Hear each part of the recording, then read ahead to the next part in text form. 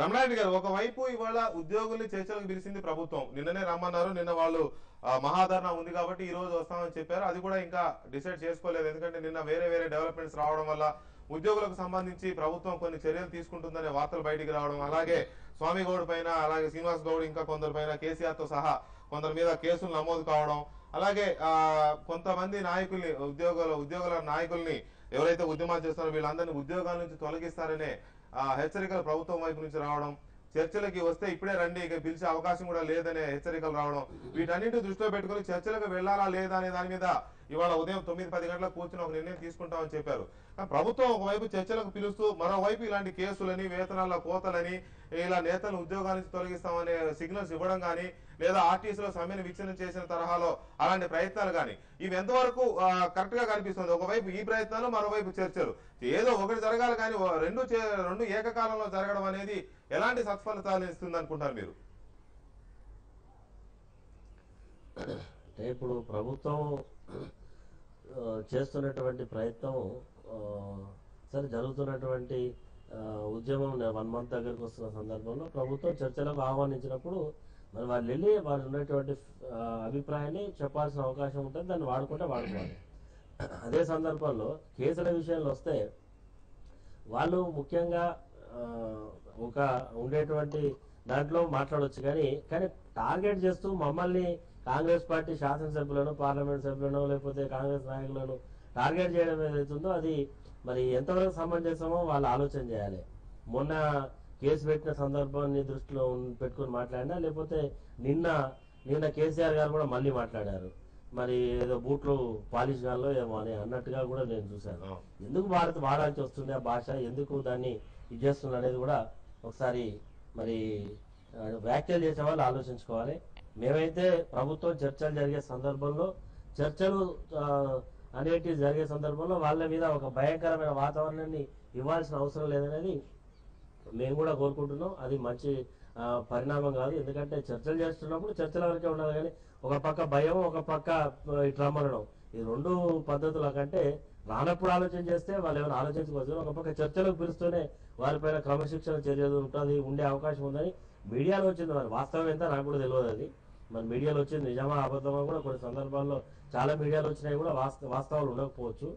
ఏది ఏమైనా ఒకవేళ ఆలోచన ఉంటే ప్రభుత్వం విరమించుకొని చర్చలకు పిలిచి మాట్లాడడం మంచి పరిణామమే, దాన్ని చర్చల వరకు బాగుండాలి. అదేవిధంగా కేసీఆర్ గారు మా పట్ల చేసినటువంటి వ్యాఖ్యలు కూడా ఉపసంహరించుకోవాలి. ఇది మంచి పద్ధతి కాదు, ఎందుకంటే వాళ్ళ పార్టీ యొక్క పద్ధతి ఒకటైతే మేము కూడా మా యొక్క పద్ధతిలో మేము కూడా ప్రయత్నం చేస్తున్నాం.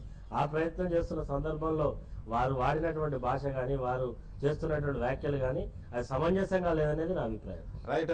ఉద్యోగ సంఘాల జేఏసీ నేత, టీఎన్యూఎస్ నేత శ్రీనివాస్ గౌడ్ గారు లైన్ లో ఉన్నారు. శ్రీనివాస్ గౌడ్ గారు, గుడ్ మార్నింగ్ అండి.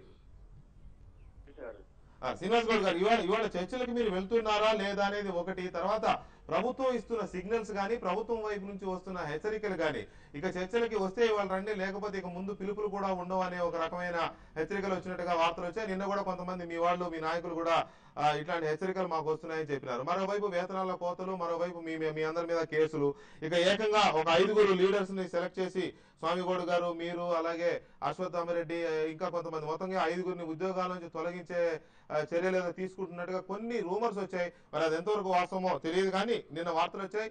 సో ఈ నేపథ్యంలో మీ స్పందన ఏంటి, మీరేం ఆలోచిస్తున్నారు?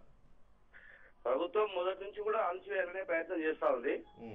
గతంలో చర్చలు పిలిచినప్పుడు కూడా చర్చలు సానుకూల వాతావరణం కల్పించండి. మీరు ఒకవైపు ఎస్మా అని చెప్తున్నారు, ఒకవైపు 177 అని చెప్పి భయపెట్టిస్తున్నారు. ఒకవైపు భయపెట్టించుకుంటా తుపాకులు గురిపెట్టి మీరు కాంప్రమైజ్ కానట్లుది ఒక రూమ్ లో పిలిచిన తర్వాత రూమ్ లో కాంప్రమైజ్ అయ్యే సందర్భంలో తుపాకులు గురిపెట్టి మనం కలిసి ఉందాం అనే విధంగా మీరు వ్యవహరిస్తా ఉన్నారు. ప్రభుత్వం పద్ధతి మంచిది కాదని మేము బహిష్కరించి వచ్చినాం.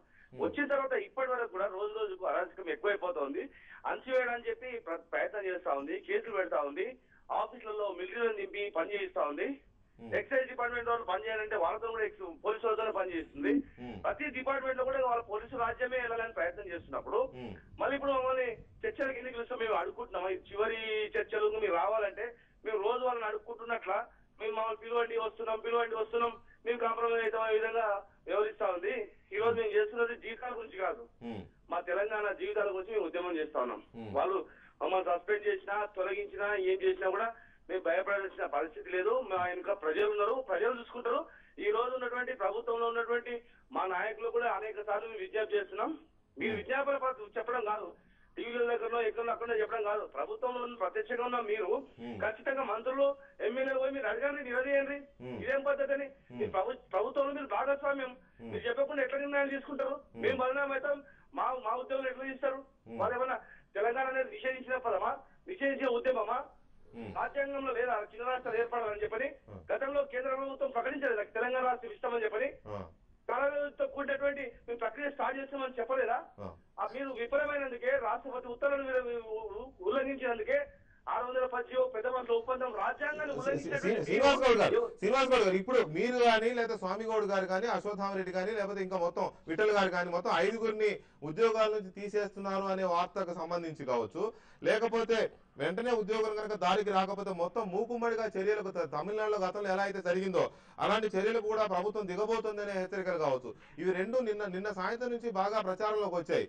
ఇవి ఎంతవరకు అవకాశం ఉంది? మీకేమన్నా సోర్స్ ఉందా వీటి మీద? ఇలాంటి ప్రభుత్వం ఇలాంటి ఆలోచన చేస్తున్నట్టుగా మీకేమన్నా ఇన్ఫర్మేషన్ ఉందా? ఖచ్చితంగా ఉంది సార్. తెలంగాణ ఉద్యమం అనేది తీవ్ర స్థాయికి వచ్చేసింది. తెలంగాణ ప్రక్రియ కూడా కేంద్ర ప్రభుత్వం వేగవంతం చేస్తా ఉంది. ఇంకా తెలంగాణ వస్తుందేమో, వీళ్ళని ఎట్లయితే మేము పోతూ వీళ్ళని అణచివేయాలా, నాశనం చేసుకోవాలా. ఒక దేశం మీద దండయాత్ర చేసినప్పుడు పూర్తి నాశనం చేసుకుంటూ వెళ్ళిపోతారన్నమాట. అదే విధంగా వీళ్ళని మేము పోతున్నాం కదా, ఎట్లాగా పోతూ వీళ్ళందరినీ కూడా మొత్తం అణచివేతామని కసి తీర్చుకోవడానికి ఈ రోజు ప్రభుత్వం పనిచేస్తా ఉంది. వీళ్ళు ఎన్ని చేసినా కూడా ఈ రోజు మేము చేసినటువంటి న్యాయమైన డిమాండ్ ఒకటే అడుగుతా ఉన్నా, ప్రభుత్వాన్ని నిజంగా చిత్తశుద్ధి ఉంటే రాజ్యాంగాన్ని ఉల్లంఘించిన వారిపైన చర్య తీసుకోండి. ముఖ్యమంత్రులు ఎవరైతే ఇంతవరకు ఉల్లంఘించారో వాళ్ళ మీద చర్య తీసుకోండి. మంత్రులు ఎవరైతే రాజ్యాంగాన్ని పెద్ద మనుషుల ఒప్పందాన్ని ఉల్లంఘించి ఈ రోజు ఈ ప్రభుత్వాన్ని తెలంగాణ రావాలని కోరుకోవడానికి, తెలంగాణ ఉద్యమం రావడానికి కారకులు ఎవరైనా ఆ రోజే ఏర్పడిన నాటి నుంచి ఈ రోజు వరకు కూడా పెద్ద మనుషుల ఒప్పందం ఉల్లంఘించకుండా 6 సూత్రాల పథకాన్ని, 610 జీవోని, ఇవన్నీ రాష్ట్రపతి ఉత్తర్వులను ఉల్లంఘించకుండా తీసుకోండి. మా మీద చర్య తీసుకోవాలి. ఒక్క నిమిషం చంద్రశేఖర్ గారు, గతంలో మీరు మంత్రిగా కూడా పనిచేశారు. ఎంతవరకు అలాంటి అవకాశం ఉంది? ఎందుకంటే ఖచ్చితమైన సిగ్నల్స్ అయితే వస్తున్నాయి. మరి ప్రభుత్వం భయపెట్టడం కోసం అంటుందా, లేకపోతే అందుకు రంగం కూడా సిద్ధం చేసుకుంటుందో మనం ఇప్పుడు ఖచ్చితంగా దాన్ని చెప్పలేం. కానీ నిన్న మధ్యాహ్నం నుంచి అయితే ఖచ్చితంగా ప్రభుత్వం వైపు నుంచి ఈ రకమైన హెచ్చరికలు అయితే వస్తున్నాయి. అది మీడియాకి ఆ సమాచారం ఉంది. రాత్రి 11 గంటలకు కూడా కొంతమంది ఉద్యోగ సంఘాల నేతలు మాకు ఫోన్లు చేసి ఇలాంటిది ఉందా, నిజమేనా, గవర్నర్ కూడా కలిసాడు.